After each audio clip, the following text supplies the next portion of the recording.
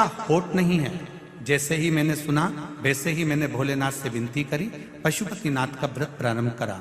गुरुजी, मेरे 3 व्रत पूरे हुए और व्रत में ही किसी कारण से 2 व्रत नहीं कर पाई। पता नहीं बाबा को क्या मंजूर था। फिर मैं 19/8/2022 को मेरी बहू के पेट में दर्द होने लगा। मैं उसे हॉस्पिटल लेकर गई। मैं भगवान शिव का जाप करती हुई गई, बहू को रुद्राक्ष का पानी पिलाती रही। हॉस्पिटल पहुंचते ही उसकी सोनोग्राफी हुई। डॉक्टर ने बोल दिया कि बच्चे का होठ नहीं है और अब इसमें धड़कन भी नहीं है, इसकी श्वास भी नहीं चल रही है, धड़कन भी नहीं चल रही है और इसका होठ भी नहीं है। पर मुझे बाबा पर भरोसा था गुरुजी। मैंने रुद्राक्ष का जल दिया था। बाबा मेरे बच्चे की धड़कन नहीं ले सकते थे, ये मुझे विश्वास था।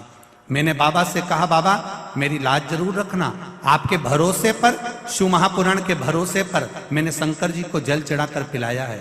डॉक्टर मेरी बहू को ऑपरेशन का बोलकर थिएटर में ले गए और कहा, इसके बच्चे में धड़कन नहीं है, होठ नहीं है, ये बच्चा मरा हुआ होगा।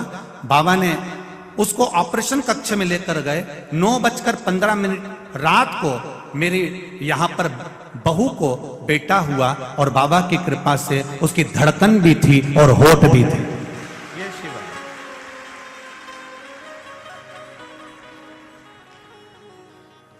डॉक्टर ने कहा कि आश्चर्य की बात है, ऐसा केस हमने जिंदगी में पहली बार देखा है। डॉक्टर भी आश्चर्य में पड़ गए, ये केस हमने जीवन में पहली बार देखा है। सोनोग्राफी गलत नहीं कर सकती, सोनोग्राफी में तो सब सही आया होगा, ये पलट हुआ कैसे है?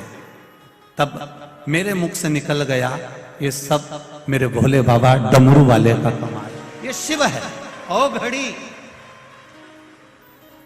बैठिए बहन, श्री शिवाय नमस्ते। बैठिए, उसकी कृपा बिना कुछ नहीं हो सकता।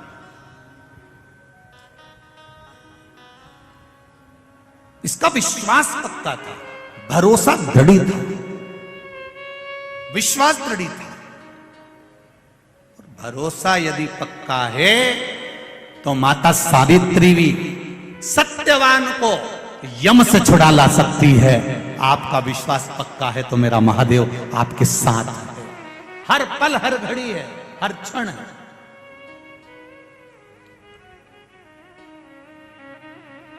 हर पल है।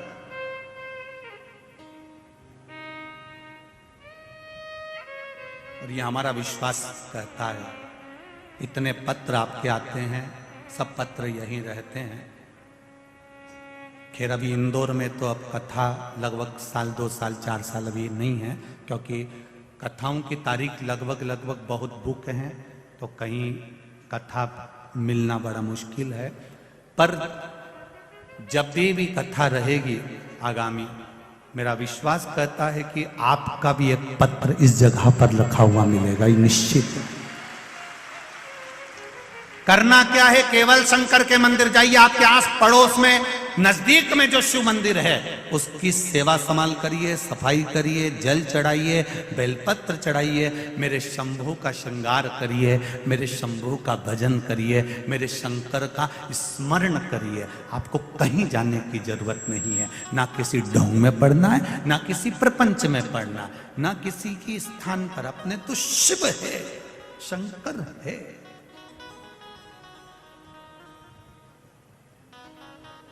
मैंने तेरे ही भरोसे, ओ बाबा तेरे ही भरोसे, हवा बिच उड़ती जावांगी, बाबा डोर हत्तो छड़ी ना मैं कटी जावांगी, भोले मैं तेरी शंभो मैं तेरी पदम, हवा बिच उड़ती। लोग ठिठोली करेंगे, लोग हंसेंगे, लोग ताना मारेंगे, लोग अपशब्द कहेंगे, पर सब कुछ सुनती हुई जो शिव मंदिर तक चली जाएगी तो समझ लेना कि सब बारे में।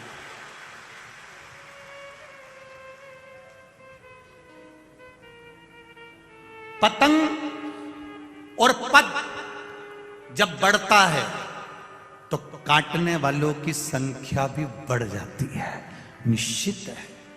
पतंग जब बढ़ेगी और पद जब बढ़ेगा, आपकी प्रतिष्ठा, आपका पद, आपकी उन्नति और पतंग जब ये ऊपर बढ़ती जाती है, बढ़ती जाती है, बढ़ती जाती है, तो लोगों को रास नहीं आती और वह उसको काटने का विचार करने लगते हैं।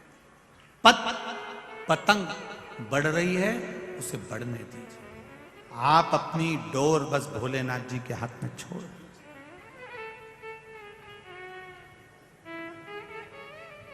बाबा के हाथ में छोड़।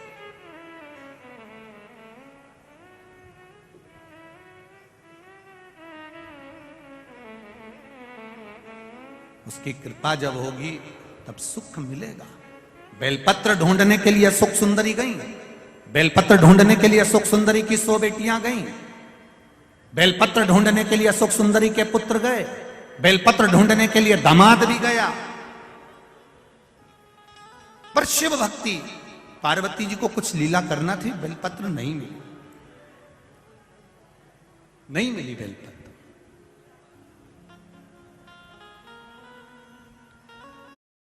सलाम। आप में से काफियों ने पूछा एक्सपर्ट ऑप्शन के साथ कैसे ट्रेड करना है, तो आइए शुरू करते हैं। ये स्क्रीन देखें। सबसे पहले तो एकदम साफ,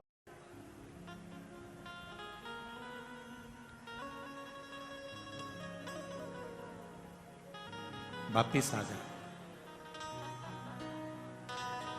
पार्वती जी ने पूछा शिवरात्रि है, तुम्हें बेलपत्र नहीं मिली कहीं? नहीं, बेलपत्र नहीं। तब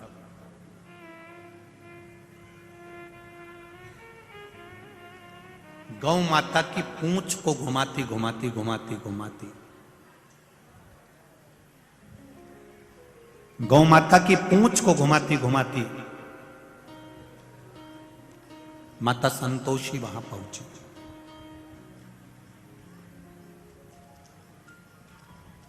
जब गौ माता की पूंछ घुमाती घुमाती माता संतोषी वहां पहुंचती है,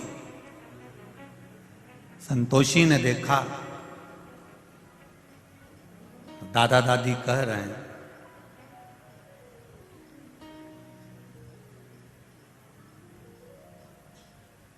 ये दादा दादी, दादी जी कह रही हैं, पार्वती मैया कह रही हैं कि बेलपत्र नहीं लाई अशोक सुंदरी से।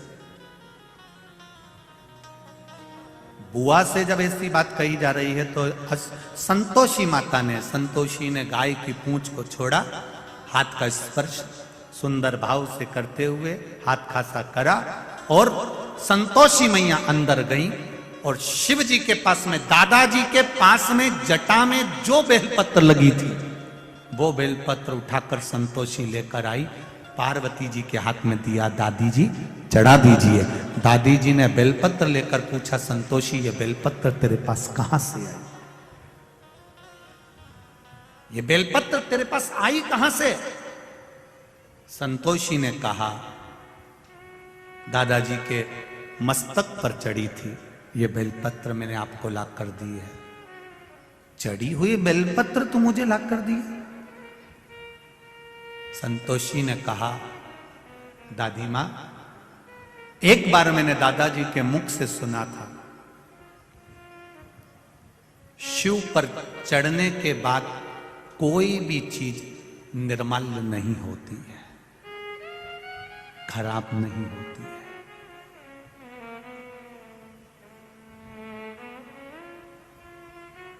भगवान नारायण भगवान के चरण से निकली है गंगा, विष्णु पदी कहलाई है। भगवान विष्णु के चरण से निकली हुई गंगा विष्णु पदी कहलाई है। शंकर जी के ऊपर चढ़ गई तो गंगा भी कहती है मेरा कल्याण हो गया, अब मैं कल्याण करने वाली हो गई। विष्णु पदी कहलाई। शहद मक्खी का झूठा है,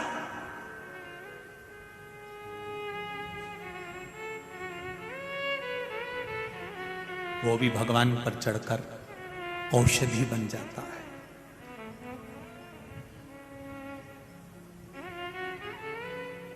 वो भी औषधि बन गए। मेरे शंकर भगवान पर जो चढ़ा वो शुद्ध और आनंदित हो गया।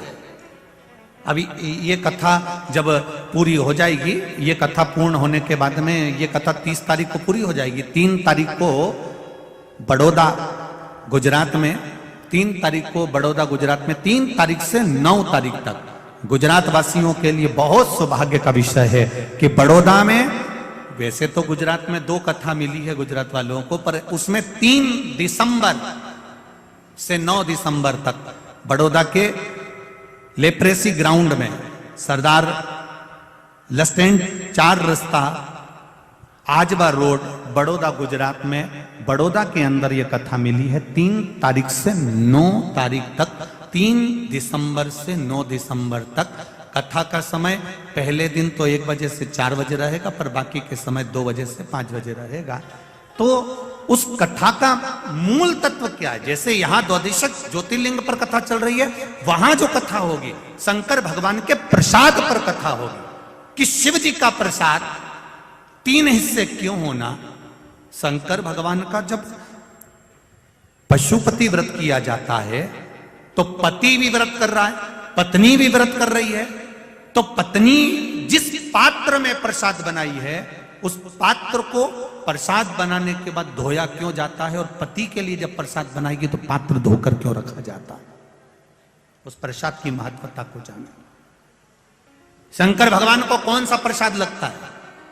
शिव जी का प्रसाद 7 स्थान ऐसे बताए गए हैं जहां पर शंकर भगवान के प्रसाद को नहीं रखा जाता है। 7 स्थान बताए गए। वो 7 स्थान कौन से हैं जहां शिव जी का प्रसाद नहीं रखा?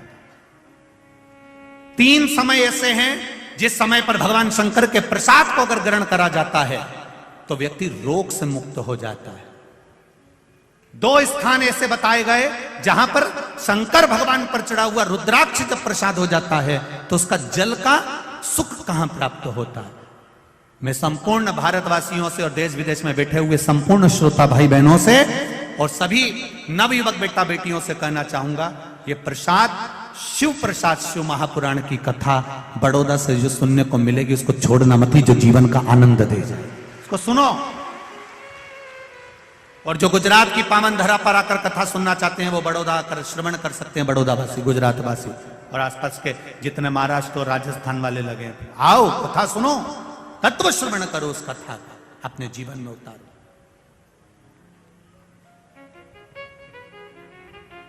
समझो उस प्रसाद की महत्वता क्या है, उस प्रसाद की मूलता क्या है,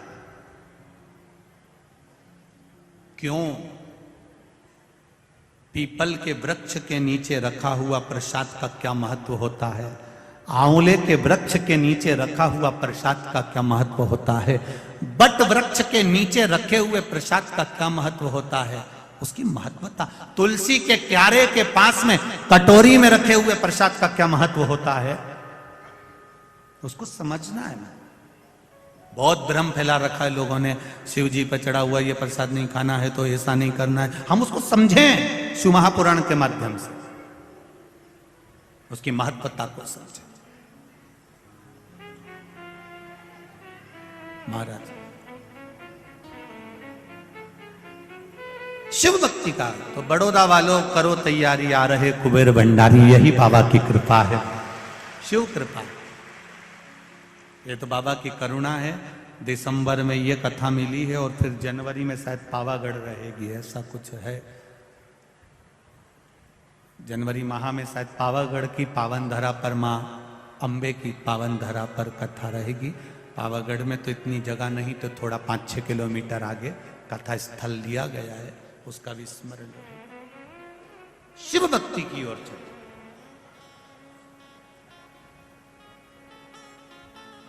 और 4 अप्रैल से 10 अप्रैल तक आप लोगों को मालूम ही है कहां पर है। वाह, सब तैयारी करके बैठे हो, मतलब अभी से पक्का हो गया है? तो उस समय पर उज्जैन में कथा रहेगी। 84 महादेव का आनंद और बाबा महाकाल की नगरी में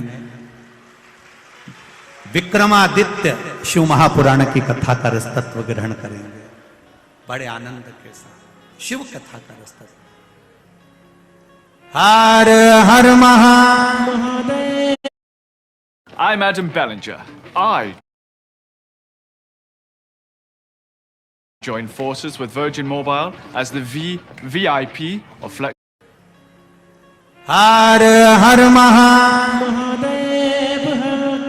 भगवान शिव की कथा कर रही है, भगवान शंकर का संवाद। माता संतोषी ने एक बेलपत्र शिव जी पे से उठाकर अपनी दादी जी को दे दी है। दादी जी के हाथ में बेलपत्र आई, वो बेलपत्र शंकर भगवान के शिवलिंग को चढ़ाई गई तो शंकर भगवान के नेत्र खुल गए। इतने समय से नेत्र बंद थे, इतने समय से बंद थे। संतोषी का संतोष परम धन है और संतोषी माता का परम धन हमको बताता है कि केवल 33 कोटि देवी देवता में एक मेरे महादेव ऐसे हैं जिन पर चढ़ी हुई बेलपत्र उठाकर धोकर आप वापिस चढ़ा दो, शिव जी उससे भी प्रसन्न हो जाते। ये संतोष परम धन, ये संतोष परम प्रिय धन।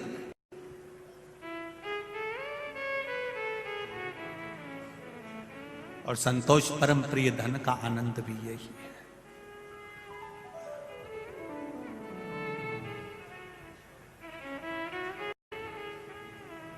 ये सुख वही, ये आनंद।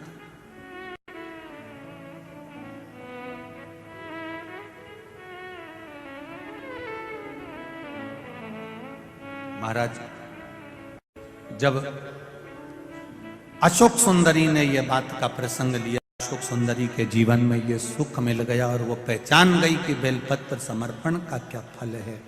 वही बात शिव महापुराण के अंतर्गत वर्णित करी गई।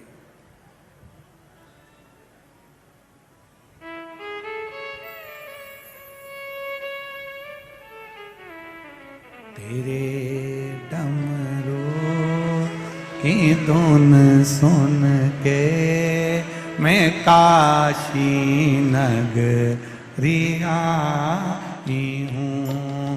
तेरे डमरू की धुन सुन के मैं काशी नगरी आई हूँ।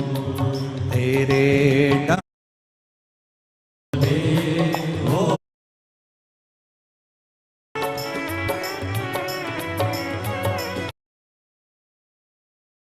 है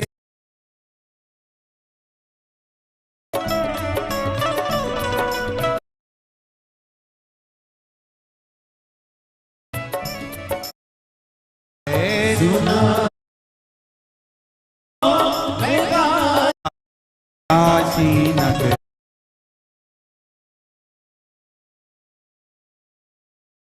नमस्तो श्री शिवाय नमस्तु श्री शिवाय नमस्तु श्री शिवाय नमस्तु श्री शिवाय नमस्तु। भोला सब दुख काटो मारा, ओ भोला सब दुख काटो मारा। शिव शंकर जपो तेरी माला, भोले बाबा जपो तेरी माला।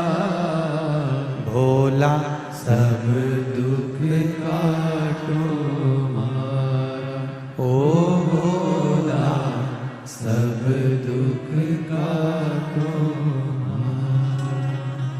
शिव कथा कह रहे भगवान शंकर का चरित्र कहता है। आंध्र प्रदेश के कृष्ण जिले में कृष्णा नदी के तट पर है श्री मल्लिकार्जुन।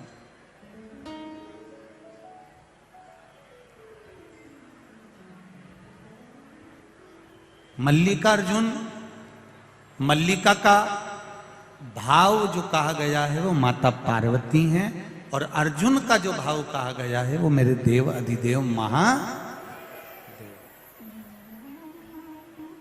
अब एक बात बड़े ध्यान से सुनिएगा जरा मल्लिका अर्जुन की।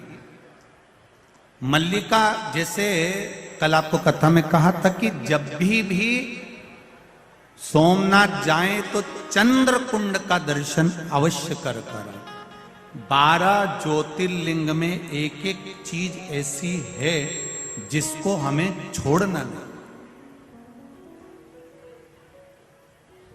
कभी भी जाए। 12 ज्योतिर्लिंग में एक जगह ऐसी होती है जिसका हम लोग दर्शन नहीं कर पाते, और जल्दी जल्दी हमने बस मंदिर में दर्शन करा भगवान का और वहां से बढ़ लेते हैं। जो मूल तत्व है, जो हजारों हजारों वर्ष से निरंतर अडिग बना हुआ है, जैसे सोमनाथ जी का शिवलिंग कितनी बार आक्रमण करा गया, कितनी बार 17 बार आक्रमण कर कर तोड़ दिया गया, फिर वापिस शिवलिंग वहां पर विराजमान किया गया। परंतु शिवलिंग बार बार गया आया, पर वो जो चंद्र कुंड था, वो चंद्र कुंड आज भी जो पहले से था वो नहीं हट पाया, वो वहीं पर है, वहीं नहीं। उसी तरह 12 ज्योतिर्लिंग में एक एक स्थान एक ऐसा आता है जहां पर वो हजारों वर्ष से एक जैसा टिका हुआ, अड़िग एक जैसा। एक बार भगवान शिव जी से माता पार्वती जी ने गणेश और कार्तिकेय का संवाद सुन लिया। कार्तिकेय और गणेश जी दोनों बैठे हुए थे।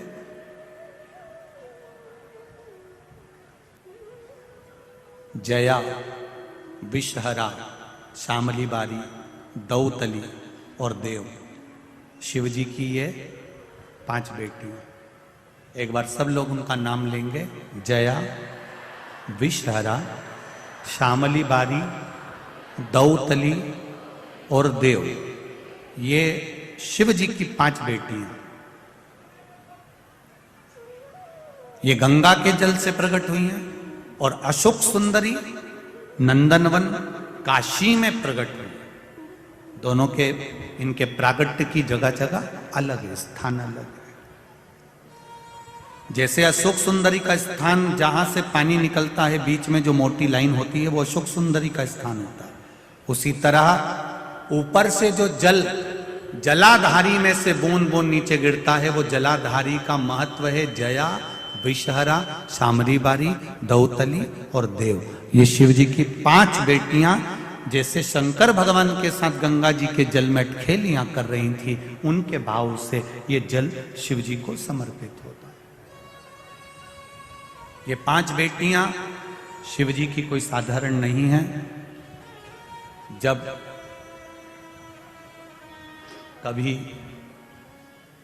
कोई प्रशासनिक बात सामने आती है कि साहब बहू ने अदालत में केस लगा दिया, या उसने केस लगा दिया, या उसने कुछ कह दिया, उस जगह पर इन 5 बेटियों की जरूरत पड़ती है। क्या नाम है 5 का?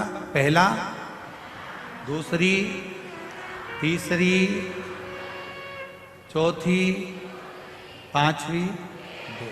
ये 5 बेटियों की जरूरत हमें उस समय पर पड़ती है।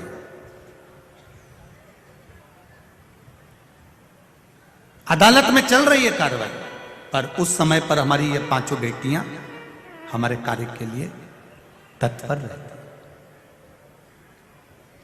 ये जो जलाधारी है ना शिव जी के ऊपर, इस जलाधारी का बड़ा महत्व होता है। जब ब्राह्मण अभिषेक कराते हैं, 3 पाई की चौकी रख उसके ऊपर कलश जो विराजमान करते हैं और एक एक बूंद जो पानी उसमें से गिरता है, ये ऐसे ही नहीं रहता। श्रृंगी से अभिषेक करा रहे हैं, वो श्रृंगी का महत्व समझना चाहिए, वो जलधार का महत्व समझना चाहिए। जब हमें जिंदगी के एक एक पूजन का नियम, एक एक महत्व जब मालूम पड़ जाएगा ना तो फिर हमको लगेगा कि हाँ हम सही पूजन कर रहे हैं, हमारे में ये तत्व का आनंद है। महाराज गणेश जी और कार्तिकेय दोनों बैठकर बात कर रहे थे। जया विषहरा शामली बारी दौतली देव पांचों कन्याएं वहां बैठी हुई थी। इतने में पांचों बेटियों ने आकर अपनी माताजी से, अपने पिताजी से एक बात कह दी, मां मैं आपसे कुछ कहना चाहती हूं। पार्वती जी ने पूछा क्या हुआ, क्या कहना चाहती हो बोलो। जया ने विषहरा से कहा, विषहरा ने शामली बारी से कहा, शामली बारी ने दौतली से कहा, दौतली ने देव से कहा। देव ने फिर माता पार्वती से कहा। दोनों भैया में विवाद है कि दोनों प्रबल कौन है, विद्वान कौन है, सबसे श्रेष्ठ कौन है। कार्तिकेय श्रेष्ठ हैं कि गणेश जी श्रेष्ठ हैं, इन दोनों में विवाद चल रहा। पार्वती जी ने कहा इतनी सी बात के पीछे लड़ रहा कि श्रेष्ठ कौन है। घर के अंदर रहें, देवरानी और जेठानी के मन में कभी यह बात सामने नहीं आना चाहिए कि जेठानी श्रेष्ठ है कि देवरानी श्रेष्ठ है। और मेरा सासुओं से हाथ जोड़ के निवेदन है, अपनी जिंदगी में तुम किसी को भी धन दे देना मना नहीं है, पर अपने मुंह से कभी मत कहना कि बड़ी अच्छी है कि छोटी अच्छी है।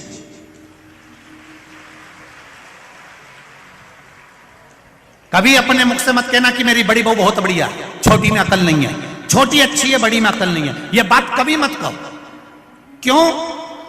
क्योंकि गेंद कभी भी किसी भी पाले में जा सकती है, किसी भी बहू से पाला पड़ सकता है। अपने को कभी नहीं कहना कि कौन अच्छा कौन बुरा। अपन तो 2 रोटी चकाचक खाओ, आनंद से अपनी जिंदगी जियो, दोपहर में 2 बजे टीवी खोल के बैठ जाओ, शिव महापुराण की कथा सुनो, शाम हो जाए शिव मंदिर का भजन करो, कीर्तन करो, अपना जीवन बड़ी मस्ती में जियो। जितना भगवान ने ये जीवन दिया है इसको ऐसे गंवाना नहीं है, बड़ी आनंदता से जीना है। नहीं पड़ना अपने को ज्यादा चक्कर में, हमारी बड़ी बहू अच्छी, मेरी छोटी बहू अच्छी। ये भेद जब तुम्हारे भीतर आ जाएगा तो बहुओं के हृदय में भी ये भेद आ जाएगा, और बहुओं के भीतर अगर ये भेद आया तो वो जीवन नरक कर देगा। अपने को नहीं करना, अपने को कभी बुराई नहीं करना साहब कि ये बुरा है, इसने ऐसा कर दिया, उसने वैसा कर दिया, उसने ये कर दिया, उसने वो कर दिया। नहीं बोलना अपने को। बोल के क्यों अपन अपना मुख खराब करो। बुरा करने वाला को दिखता है लोगों को कि क्या बुरा हुआ है और क्या अच्छा हुआ। अपने को नहीं बोलना, अपने को तो एक बात कहना है, सर्वे भवन्तु सुखिनः। सब अच्छा हो रहा है, मेरा भोलेनाथ करा रहा है, भोलेनाथ संभाल रहा है, मेरी बहुएं भी अच्छी हैं, बेटे भी अच्छे हैं, किसी में भेद नहीं है। हम अगर भेद देखेंगे तो भेद अपनी दृष्टि में है, भेद अपनी दृष्टि में। अगर हम भेद देखेंगे तो भेद हमारी दृष्टि में मिलेगा, और आप उस भेद को ना देखें। महाराज शिव महापुराण की कथा कह रही है, भगवान शंकर का पावन चरित्र कह रहा है, शिव तत्व कह रहा है। पार्वती मैया ने दोनों के पास जाकर कहा, कार्तिकेय गणेश दोनों मेरे पास में आओ। दोनों को बिठाया, क्या बात है। गणेश जी कहते हैं मैं बड़ा, कार्तिकेय कहते हैं मैं बड़ा। पार्वती जी ने शिव जी से किलवा दिया, जो पृथ्वी की पहले परिक्रमा कर कर आएगा वो प्रथम पूछा जाएगा। सदानंद कार्तिकेय मोर पर बैठकर चले गए और गणेश जी महाराज चूहे पर बैठ गए, और माता पार्वती और शंकर जी को एक जगह बिठा दिया। उनकी परिक्रमा गणेश जी महाराज ने, उन्होंने परिक्रमा कर दी। अब गणेश जी ने ये परिक्रमा कर दी और सदानंद कार्तिकेय परिक्रमा करने के लिए गए। अब लोगों ने, तुम लोगों ने बहुत अच्छे से ताली भी बजा दी कि साहब गणेश जी ने माता पिता की परिक्रमा करी, और ये गणेश जी ने परिक्रमा करी तो उनके लिए तुमने ताली बजाई। बजाई ना, बोलो तो सही। हाँ ठीक है, मना नहीं है। थोड़ा माइक बंद करवा दो, थोड़ी सी देर, आधा घंटा बाद चालू करवा। अब समझना जरा, फिर समझ लीजिएगा महाराज जी। गणेश जी महाराज ने माता पिता की परिक्रमा करी, वो प्रथम गिनती में आए क्योंकि उन्हें बुद्धि का परिचय दिया। सदानंद कार्तिकेय ने अपने माता पिता का कहना माना, परिक्रमा करने चले गए। गलत किया क्या सदानंद कार्तिकेय ने? जरा जम के बोलो। नहीं। फिर वही वाली बात आ गई, एक बहू ने पूरी चाय बना के रखी है और दूसरी आई और वो ट्रे रख के चली गई और तुमने ताली बजा दी। देखो जरा, समझ, शिव पुराण का एक एक शब्द समझ में आना चाहिए आपको जिंदगी में, तो समझो कि शिव पुराण का आनंद मिला। उन्हें बुद्धि का परिचय दिया और उन्होंने अपने पिता के शब्द का परिचय दिया। गलत नहीं किया। शंकर भगवान खुश हो गए, प्रसन्न। उन्होंने कह दिया प्रथम गिनती में गणेश जी पूछे जाएंगे, प्रथम गिनती में गणेश जी पूछे जाएंगे। एक क्षण की देरी नहीं करी उन्होंने, उसी समय पर शंकर भगवान ने डमरू खड़काया, प्रजापति विश्वरूप जी को बुलाया, मेरे गणेश का विवाह होना चाहिए।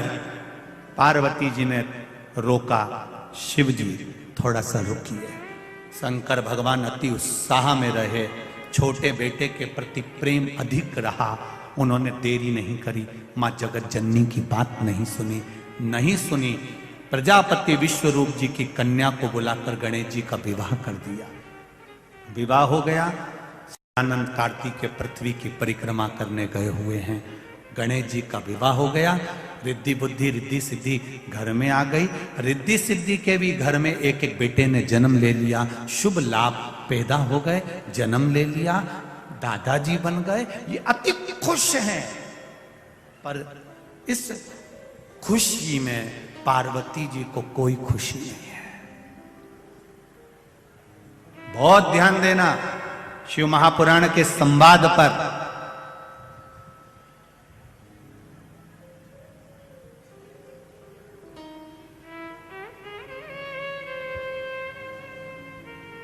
जो बेटा दुकान पर बैठता है ना, पिता को लगता है कि सबसे ज्यादा काम यही कर रहा है। जो बेटा दुकान पर बैठा है, पिता को लग रहा है कि ये सबसे ज्यादा काम कर रहा है, सबसे ज्यादा काम यही कर रहा है, लग रहा है। अब पर जो बेटा पूरा मार्केट घूम रहा है, फोन पे बात कर रहा है, कोई उसको डरा भी रहा है, कोई धमका भी रहा है, कोई उसके पीछे तलवार लेकर भाग रहा है, कोई उसको अपशब्द भी कह रहा है, वो अपने पिता तक बात नहीं आने दे रहा, अपने भाई पर आंच नहीं आने दे रहा, वो सब जगह से बचा रहा है, सब जगह से सपोर्ट कर रहा है। पिता को लगता है वो कोई काम ही नहीं करता, पर उसका काम इसके काम से 4 गुना ज्यादा है, अधिक है।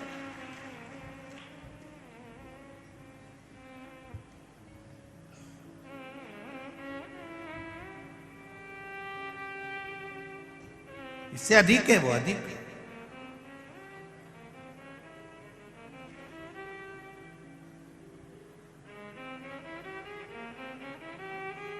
कई लोग कहते हैं महाराज जी राजनीति बड़ी सरल होती है, हम कहते हैं कर कर देखिए। किसी के घर में और किसी के दिल में घुसने के लिए दम चाहिए।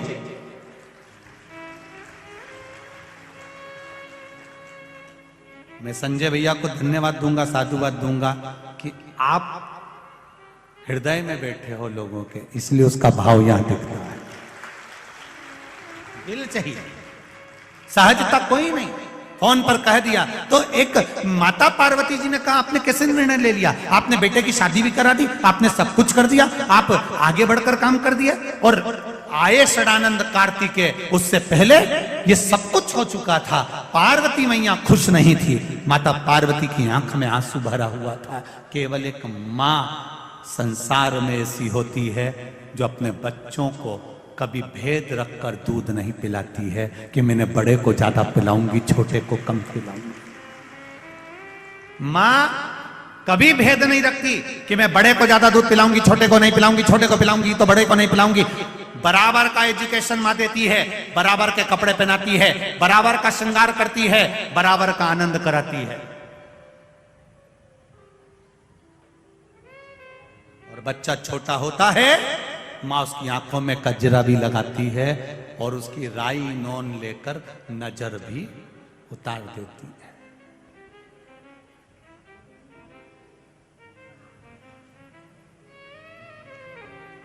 उस मां की करुणा देखिए, उस मां की वात्सल्यता देखिए।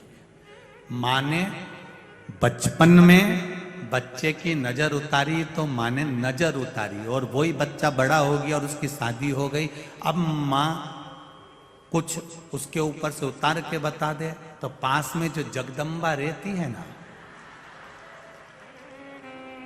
उसको लगेगा जरूर मेरी सास कुछ कर रही थी तुम पे।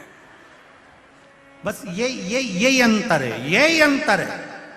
शिव महापुराण में जिंदगी भर से माता पार्वती जी शंकर जी को जल चढ़ा रही हैं, हमारे घर के पूर्वज शिव जी को जल चढ़ा रहे हैं, हमारे यहाँ के बुजुर्ग मर मर के चले गए शंकर भगवान को जल चढ़ाते चढ़ाते, शिव जी पर अभिषेक करते करते, जल चढ़ाते, सावन महीना शिवरात्रि को जल चढ़ाते हुए आज के समय में सीहोर वाले महाराज ने जल चढ़ाना बता दिया तो लोगों को लग गया टॉप का बता दिया। जो पूर्व का चला है, सास बच्चे की नजर उतारती है, वो नजर उतारी है उसने, मां है।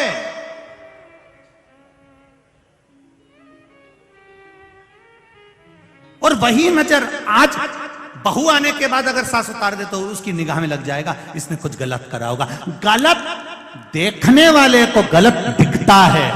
काला चश्मा लगाओगे तो कालिए ही नजर आओगे, पीला चश्मा लगाओगे तो पीले दिखोगे, नीला लगाओगे तो नीले दिखोगे। संत को संत नजर आता है, भगवंत को भगवंत नजर आता है, साधु को साधु नजर आता है, धर्मात्मा को धर्मात्मा नजर आता है, प्रपंची को प्रपंची और ढोंगी को ढोंगी नजर आता है, कामी को कामी नजर आता है, कपटी को कपटी नजर आता है। जिसका दिल जैसा होगा सामने वाला व्यक्ति वैसा नजर आएगा। आपकी दृष्टि पर असर, आप कैसे हो, आपकी सोच क्या है। कबाड़े की दुकान में कबाड़ा ही मिलेगा, कभी सोना चांदी नहीं मिल सकता। मत लिखा ही है, भंगार लिया, लोहा लिया, रद्दी लिया, कागज लिया, कूड़ा लिया, करकट लिया। ऐसे ना जाने कितने घूम रहे हैं जिनके दिमाग में दिन भर कूड़ा लिया, करकट। अब इनको इतनी अक्ल नहीं है कि हमारा इंदौर की रोज सवेरे सवेरे गाड़ियां तुम्हारे मोहल्ले में आती है, रोज गाना बजाती है, कचरे वाला आया, रोज कचरे वाली गाड़ी सुबह से आ रही है, एक ही बात कह रही है, गीला कचरा इसमें डालो, सूखा कचरा इसमें डालो। बोलो बोलो रे, बोले जी जी बोलो तो रही, सही है। 2 डब्बे रखे उनने, गीला कचरा इसमें डालो, सूखा कचरा इसमें डालो, गीला कचरा इसमें डालो, सूखा कचरा इसमें डालो। रोज कचरे की गाड़ी आ रही, सुबह सुबह से आकर कहती है कचरा कचरा की गाड़ी में डालो। वो हमको ज्ञान देती है कि देखो तुम्हारे दिमाग में और मन में ये 2 डब्बे हैं, इसमें कचरा मत रखना रे, उस कचरे की गाड़ी में पटक देना, अहंकार को दूर छोड़ देना, काम लोभ आसक्ति वासना तृष्णा दूर पटक दो। अपने इस डस्टबिन, और किसी किसी ने तो अपने कान को भी कचरे का डब्बा बना रखा। कोई भी निंदा करता है डाले जा, तो कान के ऊपर लिख दो ना डस्टबिन और नीचे लिख दो यूज मी। कोई निंदा करे सुनने बैठ गए, किसी ने कुछ बोला सुनने बैठ गए। कान थोड़ी ना कचरे का डब्बा बना, नहीं सुनना। ना तो शिव की निंदा सुनना है और ना शिव की निंदा करना है। भगवान विष्णु जी ने शिव की निंदा सुनी थी तो घोड़े का मुंह लग गया था, नारद जी ने शिव जी की निंदा करी थी तो बंदर का मुंह लग गया था। हमें नहीं सुनना। निंदा करने वाले को एक बात लिखकर भेज दिया करो, तेरा क्या होगा रे कालिया, कर ले। आग लगे बस्ती में, ऐसी मस्ती में नहीं रहना, अपने जोरदार बढ़िया जूड़ा मुड़ा बांध के पेंसिल से लाइन माइन खींच कर डब्बा जिसको जितनी ज्यादा काली मिर्ची लगे उसको और लगा जा, लगे तो लगे। अपने तो खूब मस्ती में जीवन जियो, ये मनुष्य दूसरी बार मिलेगी? अरे बोलो तो जम के, कहीं नहीं मिले, अगली बार जुआ बन के कहीं निपट ही जाएगी। और बाल भी अच्छा नहीं मिलेगा, कहीं का धोला बाल में पड़ी गई या रूसी वाले बाल में फंस गई ना तो निकल भी नहीं पाएगी। इसलिए ये मनुष्य की जो देह मिली है इसको छोड़ना नहीं है, बहुत मस्त देह है, आनंद में मिली है, इतनी खुश होकर जिंदगी जियो कि जीवन में भगवान भी कहे कि तुझे दूसरी बार फिर जन्म दूंगा, फिर जन्म दूंगा, मानव का देह दूंगा। ऐसी मस्त जिंदगी जियो। महाराज शिव कथा कह रही है, देखा सदानंद कार्तिकेय को आए, पार्वती जी का हृदय रो रहा है, नैनों में जल भरा है। सदानंद कार्तिकेय जी ने आकर कुछ भी नहीं बोला, एक शब्द भी सदानंद कार्तिकेय जी ने नहीं कहा। आए, माता पिता को प्रणाम करा, श्री सेलम पर्वत पर चले गए, तप में लीन हो गए। माँ रो रही है, शिवजी से कहा बाबा आपने आज अच्छा काम नहीं करा, एक पुत्र की प्रियता दिखी, दूसरे पुत्र की अप्रियता। आज मैं आपसे कुछ मांगना चाहती हूं, वर देना पड़ेगा आपको, आप मुझे वर दीजिए भोलेनाथ। शिवजी ने कहा पार्वती तुम्हें क्या वर चाहिए बताओ, क्या वर दिया जाए बोलो पार्वती। पार्वती जी कहती हैं मुझे वर दो भोलेनाथ, गणेश जी ने तुम्हारी परिक्रमा करी और तुमने उसको उठाया, सब कुछ दे दिया, उठाया सब कुछ दे दिया, मेरा निवेदन स्वीकार करो। गणेश जी ने परिक्रमा करी, आपने उठाया, सब कुछ दे दिया। आज ये पार्वती आपसे वर मांगती है, आज के बाद आपकी कभी परिक्रमा नहीं हो, कभी परिक्रमा नहीं। आज ये पार्वती आपसे वर मांग रही है, आपकी कभी परिक्रमा नहीं होना चाहिए। शिव जी ने कहा पार्वती क्यों? शंकर भगवान ने पूछा तो पार्वती जी कहती आप भोले हैं और भोला के वश सब कुछ लुटा बैठते हैं, आपने दूसरे पुत्र कार्तिकेय का नहीं सोचा, इसलिए मैं चाहती हूं कि यह परिक्रमा अब नहीं हो। सारे देवी देवताओं की परिक्रमा होती है, पर गणेश जी ने जो परिक्रमा करी उसके बाद में शंकर भगवान की परिक्रमा नहीं होती, शिव जी की परिक्रमा आदि होकर वापिस आ जाती है। यहां तक हमारा शिव महापुराण की कथा कहती है कि भगवान शंकर के मंदिर में जब आरती हो, आरती के बाद में आप लोग जब परिक्रमा करते हैं, वो परिक्रमा भी आदि कर कर शिव मंदिर की परिक्रमा के अंतर्गत आधा भाग आना चाहिए। शिव रसपति महाराज सदानंद कार्तिकेय पहुंच गए श्रीशैलम, वहां बैठ गए, तप में लीन हो गए। देवऋषि नारद जी से कहा आप जाओ जरा पता कर कर आओ, मेरा पुत्र गया हुआ, मेरा बेटा गया। भगवान शंकर के कहने पर देवऋषि नारद ने जाकर श्रीशैलम पर कार्तिकेय जी को समझाया, पर वो आने को तैयार नहीं, वो नहीं आता, आना ही नहीं चाहता, मैं नहीं आऊंगा, नहीं पहुंचा। एक पत्थर का घाव और एक वाणी का घाव। पत्थर का घाव एक बार भरा जाता है, पर वाणी का घाव जिंदगी भर नहीं भराता, चाहे कितना भी अपन उसे भरने का प्रयास, बहुत कठिन है। इसलिए वाणी ऐसी बोलिए जो मन का आपा खोए, पर आज के जमाने में वाणी ऐसी बोलिए जो जम के झगड़ा, और उससे मत बोलिए जो तुमसे तगड़ा। वाणी प्रेम की बोलिए, मिठास की बोलिए, अच्छा बोलिए। आप जितना अच्छा बोल सकते हो आपकी जिंदगी में, वो आपके उन्नति की सीढ़ी पर आगे चढ़ाने का काम करेगी आपकी केवल वाणी, आपके केवल शब्द।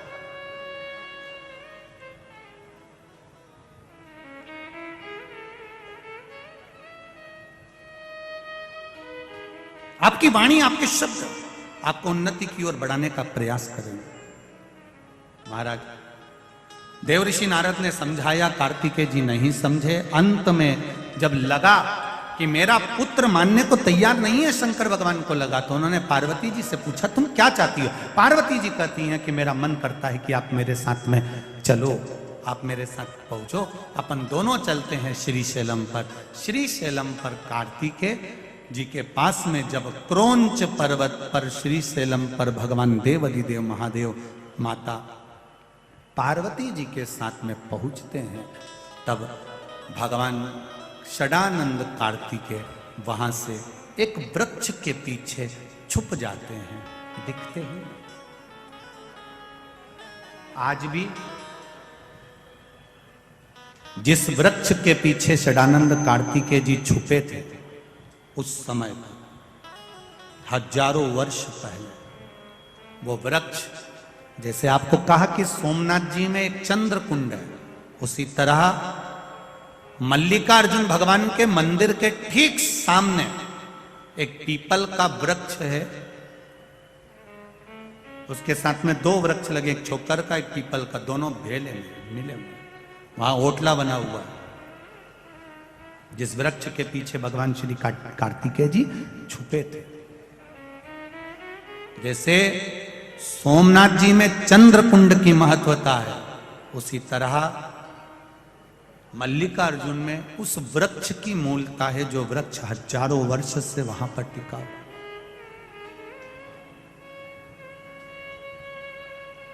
पाताल गंगा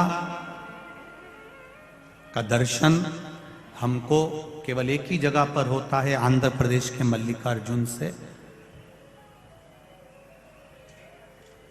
36 किलोमीटर की दूरी पर पाताल गंगा का दर्शन हो जाता है।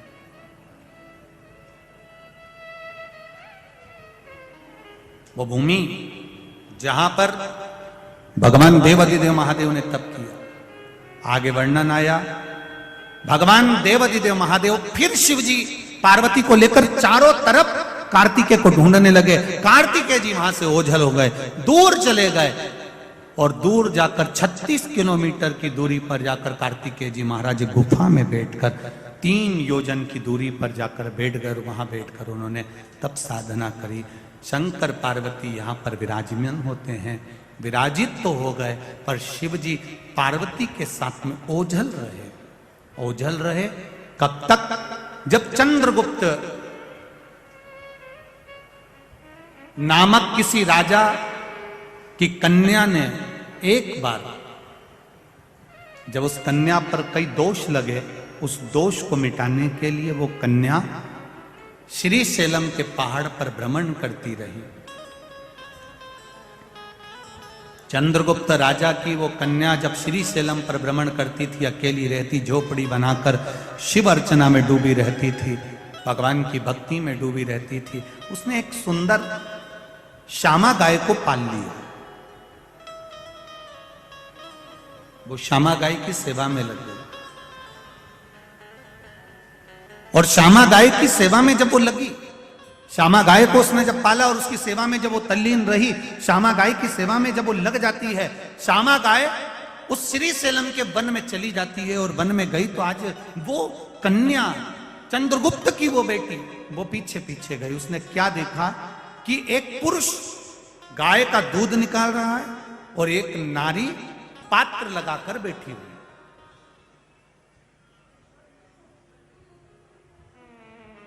एक पुरुष दूध निकाल रहा है और नारी पात्र लगाकर बैठी हुई है।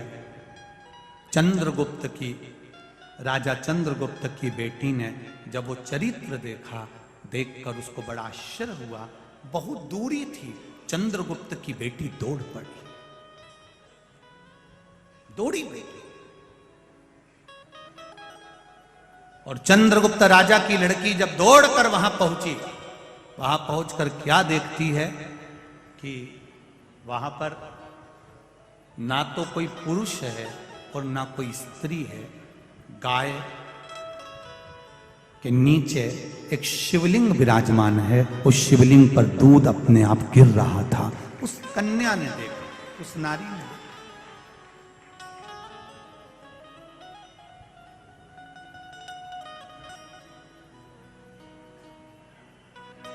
देखा, आश्चर्य हुआ। अभी तो मैंने दूर से देखा था तो एक पुरुष था, एक स्त्री थी, और पुरुष दूध निकाल रहा था और नारी पात्र लेकर बैठी हुई थी। अभी तो मैंने देखा, अब वो पुरुष और स्त्री कहां चले गए? वो पुरुष और स्त्री कहां गायब हो गए? उसको ढूंढने का प्रयास किया, नहीं मिली तो समझ गई कि ये शंकर ही थे जो रूप रखकर बैठे थे। चंद्रगुप्त राजा के पास में सूचना करी बेटी ने, अब मेरा मन वहां नहीं लगता, मैं यही निवास करूंगी। उस शिवलिंग की पूजन में वो लग गई और वहीं पर एक दिन भगवान शंकर ने पार्वती को बैठकर चंद्रगुप्त की उस बेटी के सामने दर्शन दिया और कहा, ये मेरी पार्वती मल्लिका बनकर विराजमान होगी और मैं अर्जुन बनकर बैठूंगा। इस स्थान का नाम मल्लिका अर्जुन कहलाए। ये स्थान मल्लिकार्जुन के नाम से प्रसिद्ध रहेगा और मल्लिकार्जुन के रूप में भगवान देव अधिदेव महादेव यहां विराजमान रहेंगे। ये भाव प्रकट करा। मल्लिकार्जुन भगवान के जब दर्शन करने जाएंगे तो मल्लिकार्जुन भगवान शंकर के शिवलिंग का जहां दर्शन करते हैं उसी से पीछे की ओर माता पार्वती का दर्शन। मल्लिकार्जुन का दर्शन करने जाएंगे तो वहां पर भी एक कुआं बना हुआ है, कुंड, कूप। पूर्णिमा की रात्रि को अगर दर्शन करेंगे तो पूर्णिमा के चंद्रमा का दर्शन उस कूप में होता है। जब पूर्णिमा का चंद्रमा उस कूप में दर्शन देता है उसी समय पर मंदिर के शिखर का दर्शन भी उस कूप में होता है। इन दोनों का जब दर्शन हम एक साथ करते हैं तो नेत्र का जो रोग है वो समाप्त होता है। मल्लिकार्जुन के मात्र दर्शन मात्र 12 ज्योतिर्लिंग में दूसरे नंबर का जो ज्योतिर्लिंग है मल्लिकार्जुन बाबा, शिव महापुराण की कथा कहती है ये श्री शैलम पर विराजमान है। और इसी श्री शैलम के नजदीक में, जैसे आपसे कहा था कि सोमनाथ जी की पावन धरा के पास में ही भगवान कृष्ण ने अपने शरीर को त्यागा था।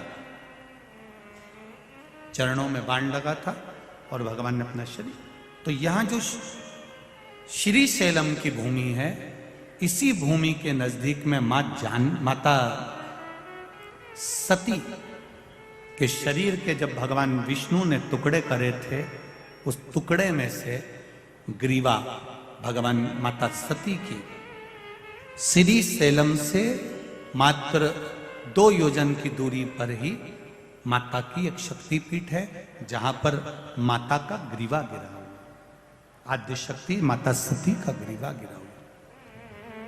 यहीं पताल गंगा भी है। कभी आप लोग जाएं मल्लिकार्जुन तो 2 योजन की दूरी पर, 2 या 3 योजन की दूरी पर पताल गंगा है, जहां पर भगवान शिव के मंदिर पर जाने से पहले लोग बाग वहां स्नान कर कर जाते हैं कृष्णा नदी में। वहीं 1 योजन तो नीचे चलना पड़ता है, उसके बाद में लगभग 800 से 850 सीढ़ियां वहां बनी हुई है, जहां से लोग पैदल नीचे जाते हैं, फिर पताल गंगा में स्नान कर कर फिर ऊपर आकर फिर वापिस बाबा मल्लिकार्जुन का दर्शन करने के लिए जाते। ऐसे देवाधिदेव महादेव मल्लिकार्जुन के रूप में विराजमान होते हैं। भगवान शिव की अविरल भक्ति का आनंद होता है।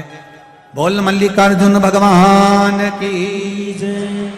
आगे वर्णन आता है दक्ष प्रजापति की जो माता सती पुत्री जलकर भस्म होती हैं, वो हिमालय राज के यहाँ पार्वती के नाम से विख्यात होती हैं। माता पार्वती और भगवान शिव का मंगल विवाह होता है। भगवान देवाधिदेव महादेव माता पार्वती जी के साथ पधार रहे हैं। जोरदार ताली बजाकर स्वागत करेंगे।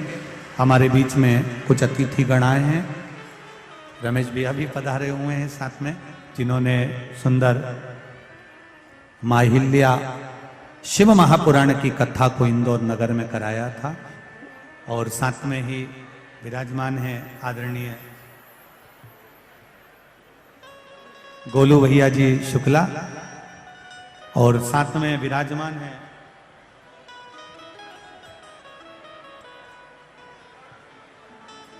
ओमकार सिंह जी, बलराम जी भी विराजमान है। एक बार सभी अतिथि गणों का जोरदार ताली बजाकर स्वागत। भाव भक्ति से सुंदर जयमाला माता पार्वती भगवान शिव जी के गले में पहना रही हैं।